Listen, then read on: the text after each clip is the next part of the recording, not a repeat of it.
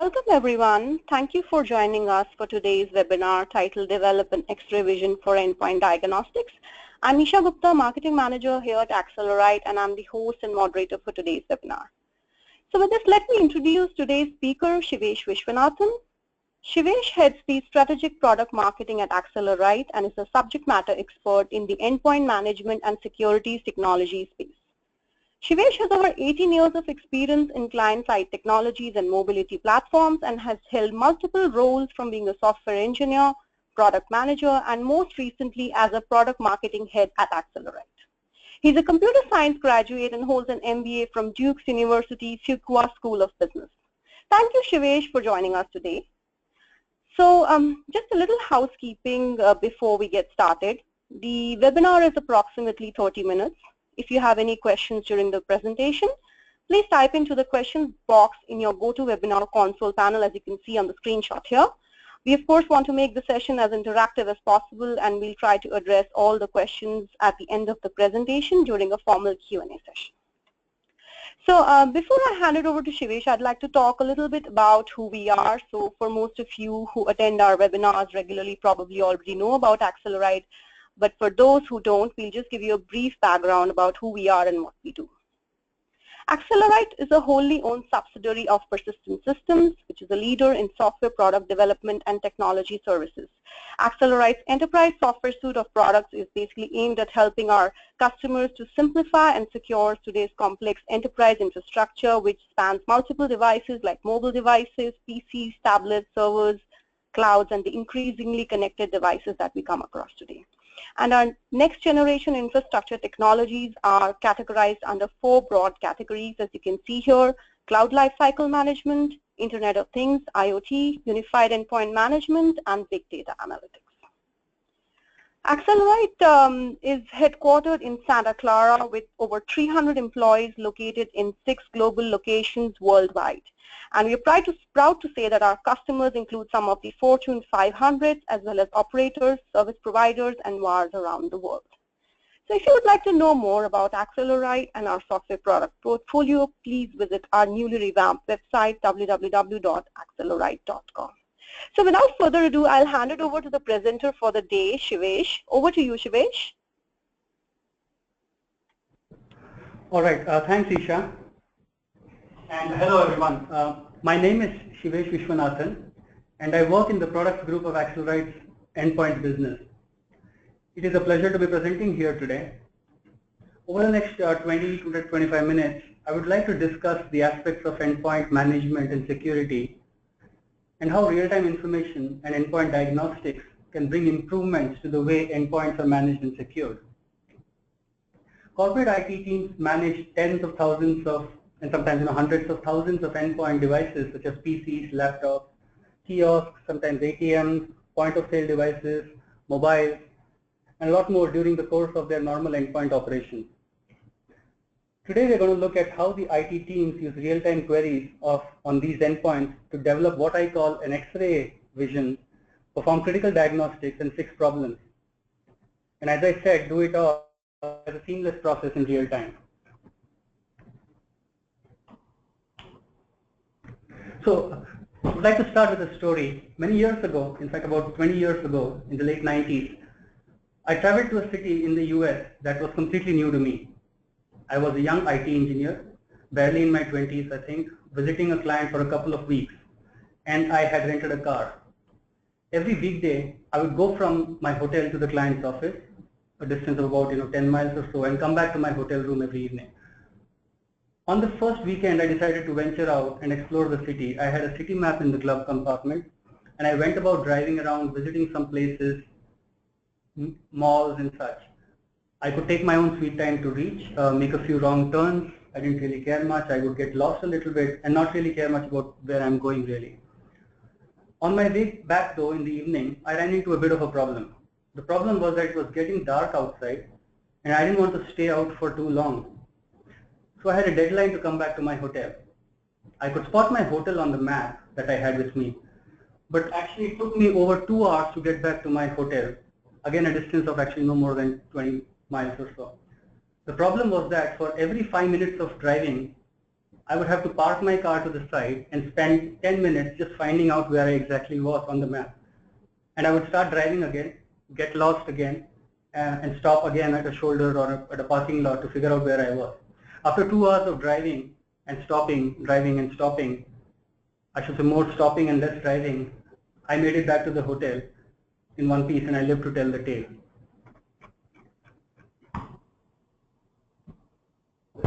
You see, the thing about maps with destinations in them is that it turns out they're pretty useless for getting directions unless you're first able to spot yourself on them, on the map.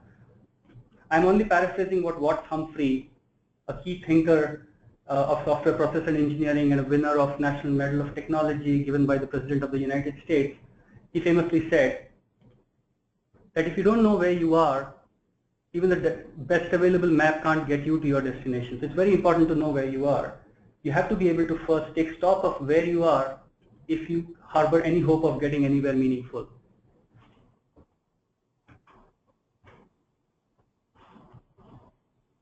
In the world of IT and the endpoints that the IT departments manage, there have been many major upheavals in the last decade, in the last 5 to 10 years. The number of laptop to desktop shipments that you can see in this graph have almost exactly inverted. So I would like to show 2 data points here. The first one is that on the left you see that in the year 2005 there were over 2 desktops for every laptop sold. The ratio was 70 to 30 in favor of desktops. In 2016 we are pretty much at 60-40 in favor of laptops. And what's interesting, of course, is that this trend is only going to continue with the advent of Windows 10, the hybrid devices, which are hybrid between tablets and laptops. There are common operating systems that companies like Microsoft and Apple that are trying. Actually, Microsoft is trying to do, and Apple has a different philosophy to it. But there are common operating systems also. So this trend of portable devices is only going to grow going forward. The second data point that I wanted to cover was that the number of public Wi-Fi hotspots, as you can see in this graph, has grown a huge dwell time between 2009 and 2015. Globally, in 2015, there was one Wi-Fi hotspot for every 150 people last year. One Wi-Fi hotspot for 150 people. This number is slated to grow to one Wi-Fi hotspot for every 20 people in the world by 2020. So that's like a 7 to 8 times increase in the number of Wi-Fi hotspots that are going to be out there. And these Wi-Fi hotspots, as you can imagine, are your airports, your Starbucks, cafes, and so on. So a lot of public hotspots. So that's a lot of hotspots and a lot of laptops and devices that will use them to run corporate applications. So it's actually not very surprising that HP Enterprise's cyber risk report, this came out in early 2016, called out the fact that attackers are increasingly attacking applications and have shifted their focus from servers and operating systems to applications, which means it is the PCs and the other endpoints that we manage today.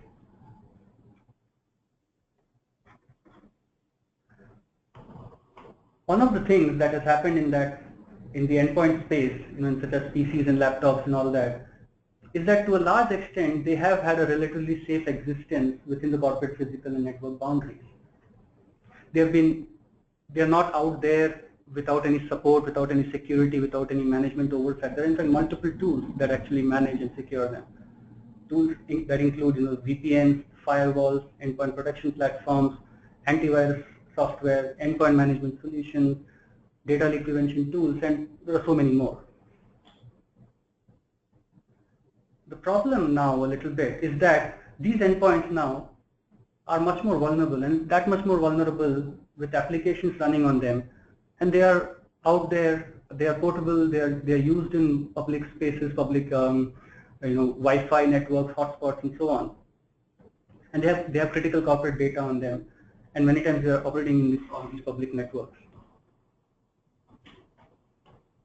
So let's make it a little more real to see the enormity of the problem. A few months ago, and this is a very illustrative example, a few months ago I was visiting a customer, a publicly listed company in the healthcare space that deals with patient health information.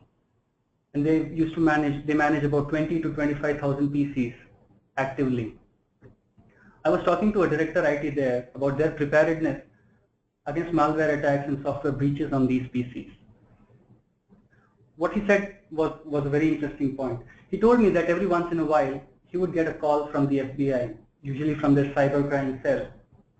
The caller would explain to him that they have unearthed a potential malware or a threat that targets companies like his, either companies of the same size or the same industry, and so on. The malware has the potential to seriously compromise patient information or user identities, as the case may be, and they need to take adequate measures. And he would tell them that they need to take adequate measures to find and remove it from all their PCs. Now, usually the manifestation of or symptoms of these kind of threats and malware and so on would ultimately be something quite innocuous. It will be like a single file that exists on your in the file system of your PCs, maybe a process that is running on your PCs, maybe a piece of software that is running, maybe sometimes free, or something really seemingly harmless. As you can well imagine, that would be considered a simple piece of information, but it would actually turn out to be a large project for the IT director to handle. In this case, let's say the file or the process is named SQL data collector, and you have to find all occurrences of this process by this name on each and every PC that is actively connected to your network. You would have to comb your entire network of endpoints to find a needle in the haystack. That one file, one process, one piece of software, maybe a version of software, a vulnerability that could potentially cause a huge embarrassment and financial impact for your company. It would probably take your team days and weeks of manual effort to gather all the information from all the corporate PCs and laptops, bring them together in one place in order to plan the next course of action, which would be to remediate them and fix the problem. The process would involve probably multiple tools. It would involve some remoting software, some manual checks also might be involved across geographic locations, and mostly there's generally many person hours of meticulous work.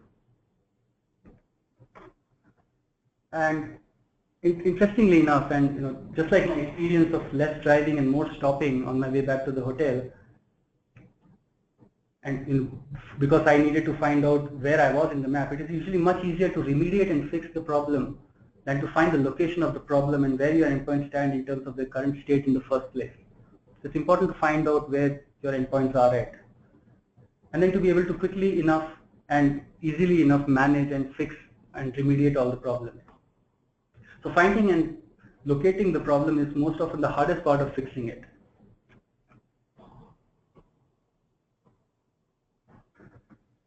IT needs to manage and secure these endpoints on the face of onslaught of these attacks. But it is important to become a part of for endpoints to become a part of the solution first, and that's a key insight for these problems to be fixed. The endpoints need to be part of the solution. For example, in this diagram, it is woefully inadequate to manage endpoints in this one-way flow model, where they are merely at the receiving end of patches, updates, configurations in software. So on the top you have information source, which is your various vendors, you have databases, and all of that helpful information, a lot of tools from which the IT administrator gets all the information and then manages the endpoint. So endpoint is part of the problem.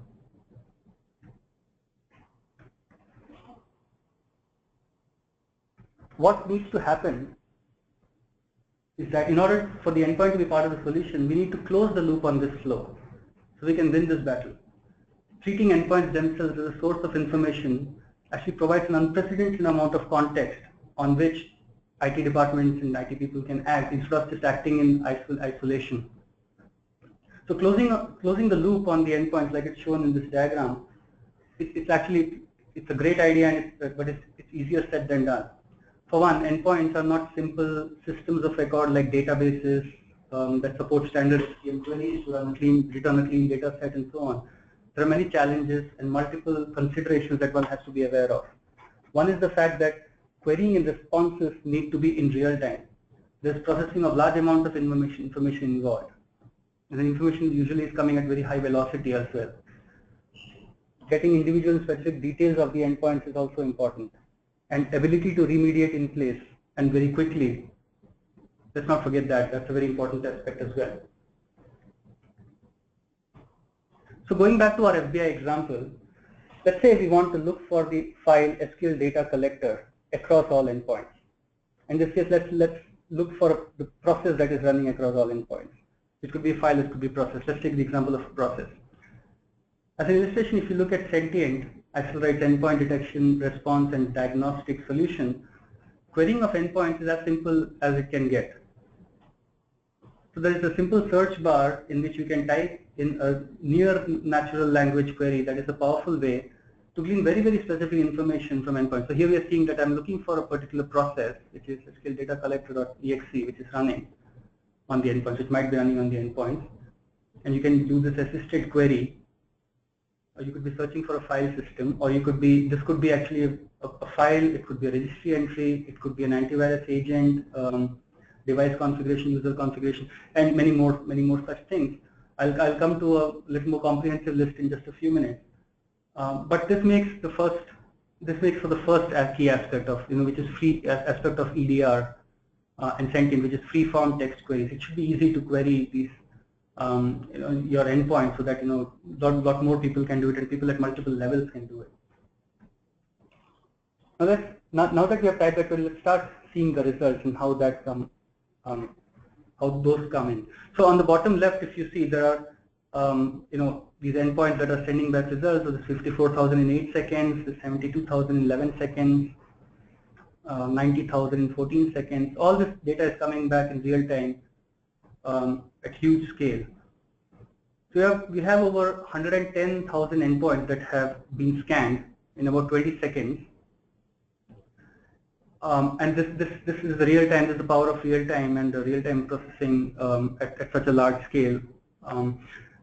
On the top right, you see visualization of results. So here you see that the Windows operating system that is relevant here because it's an exe, the process that you're looking for. So the visualization of the results.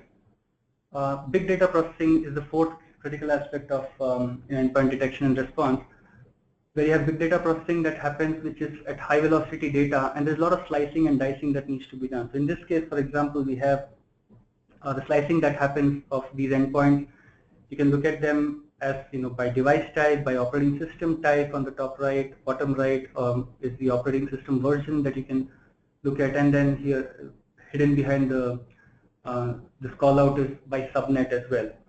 So you can look at all this kind of information. So once you have the results,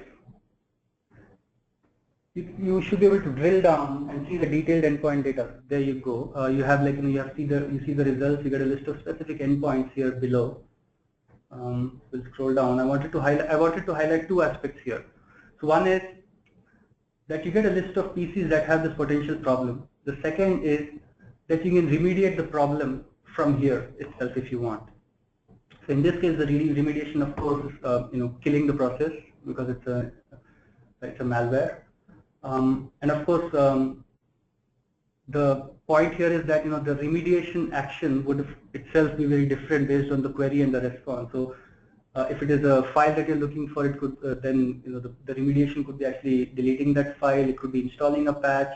It could be uploading a file to a particular directory on these PCs.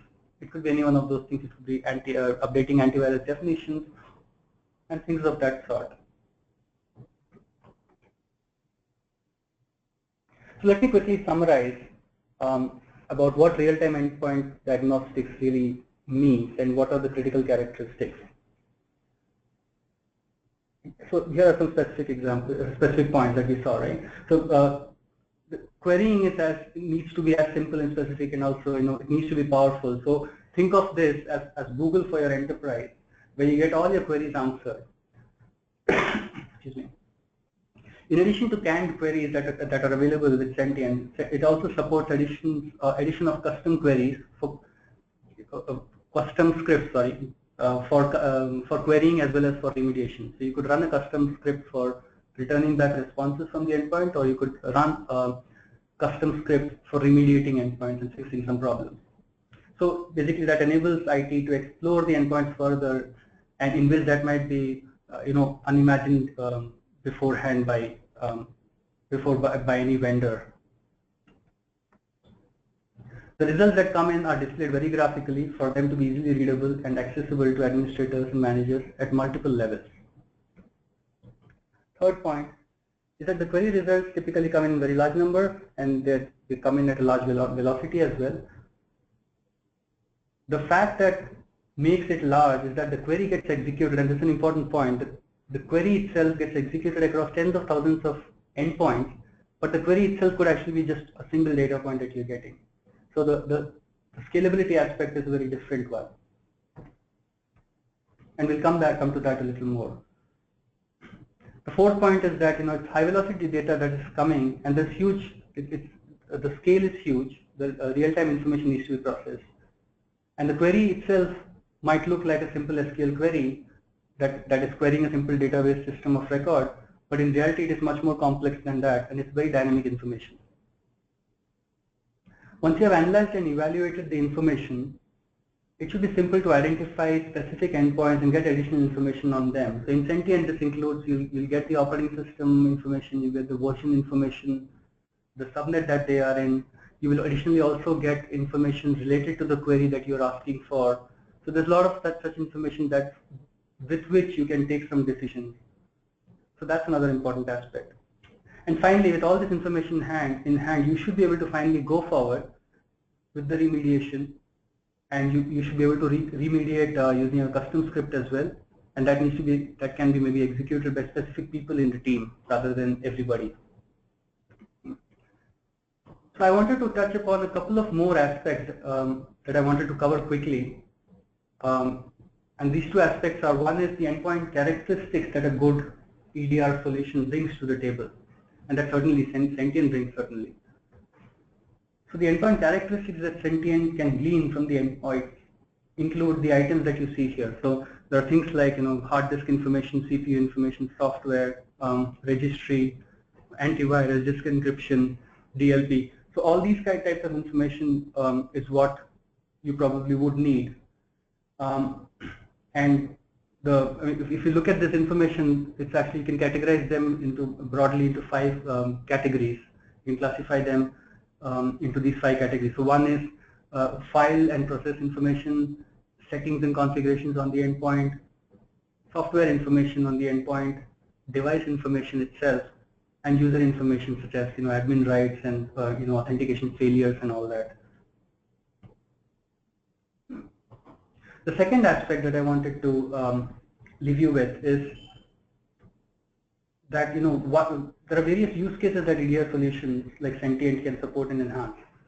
Getting the various types of device characteristics, they can open up great opportunities for IT applications, including things like information protection, advanced endpoint management, incident response, security, and others. So this is just a starting list. I think there are a lot of other applications. It is worth pointing out here that it is not that Sentient will replace any of these tools, solutions, or platforms that perform these operations today. Sentient rather acts as a catalyst that greatly enhances the existing IT operations and acts as a great gateway security solution that provides additional context for IT teams and managers to act in, and that context is extremely useful. The impact of this catalysis is tremendous. We have had feedback from IT leaders who have tried it first, and they were essentially flying blind. And what they've said is that they were flying blind without this kind of information on the face of excuse me, ever-changing endpoint environment. So now their work is more well-informed. They know exactly what they're supposed to do, how to act, what impact that will have, the action will have on the endpoint environment as a whole, and not as a siloed process. And finally, I just wanted to conclude with one last data point that illustrates the problem that faces us. This is the statistics of the number of serious data breaches in just the first 100 days of 2016. If you count these, you will see about 14 breaches in all, and these are all just counting the major breaches. So don't let these blindside you. The solution lies within your endpoints, and you need to bring the endpoints from the problem domain to solution domain, and you should be ready to exploit the power of the endpoints itself. So with that, I would like to hand it back to Isha, and I would be glad to answer any questions at this time. Isha, over to you. Yeah, thanks, Shivesh, for an insightful presentation and the data that you showed. Okay, so we are now open to the question and answers. Please type in your questions in the questions window of GoToWebinar panel. In fact, I already see a lot of questions coming in, so we won't be able to get to all of them, but at least we'll try to as many as we can in the next 10 minutes that we have. So, and so while we receive more questions, I'd like to mention, based on the excellent response that we have got in today's webinar, we are offering a 30-day free trial of Sentient to the first 20 requests, although obviously we want to give to all the participants. So hurry up, send in your request to us. Write to me at isha.gupta@accelerite.com and I'll be able to send you a free trial link of Sentient. So Shivesh, here's the first question for you. I'll read it out to you. It says, can Sentient reach machines that are outside of the corporate network? What about the offline machines? Okay, that's a great question. So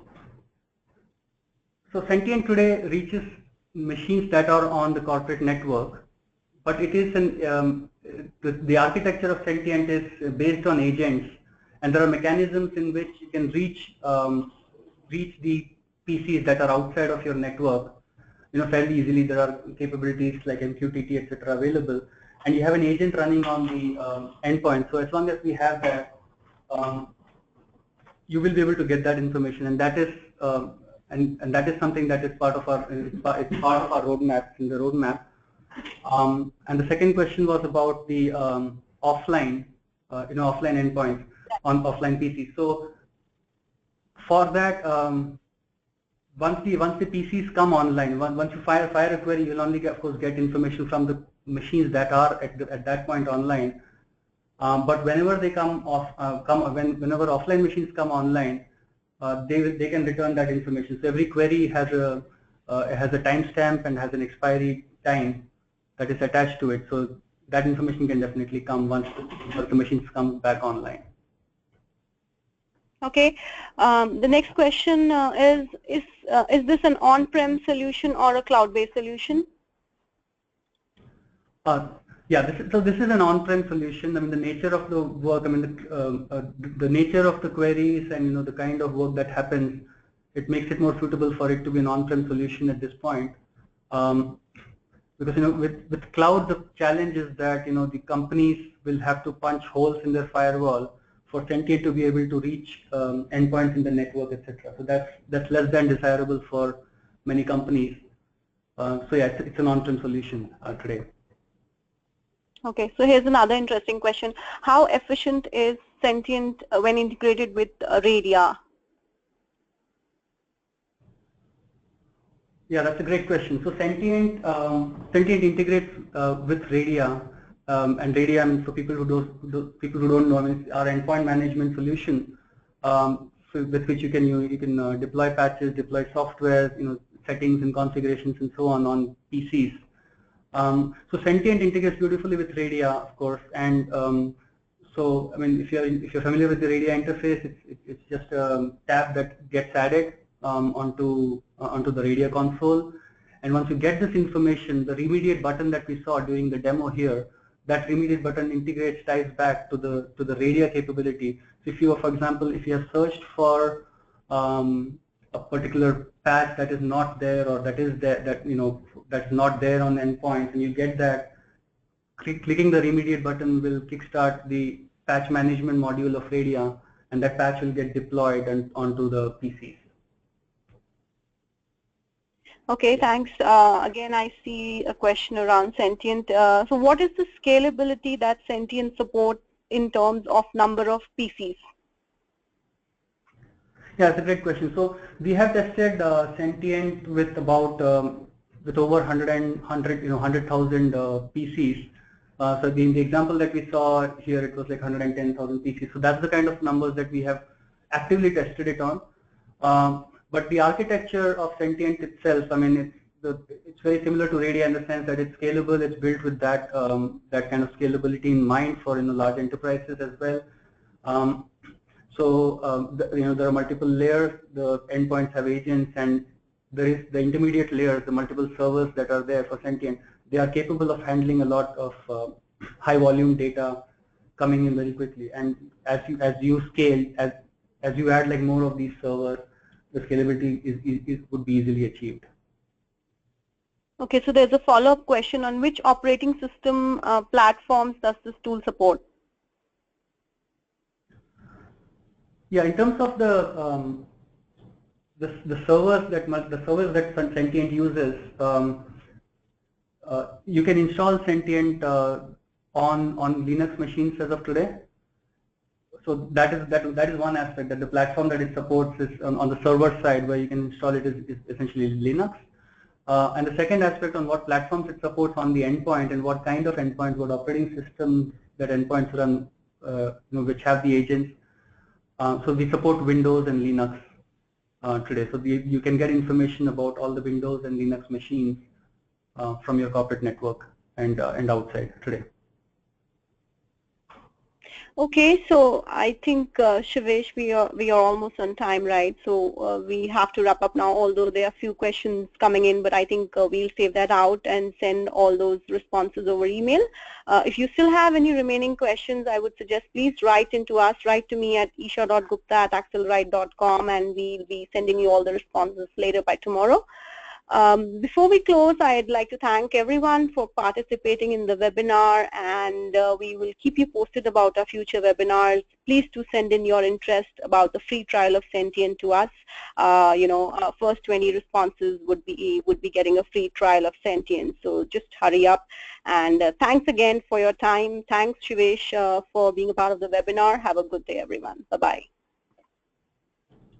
Thank you, everyone.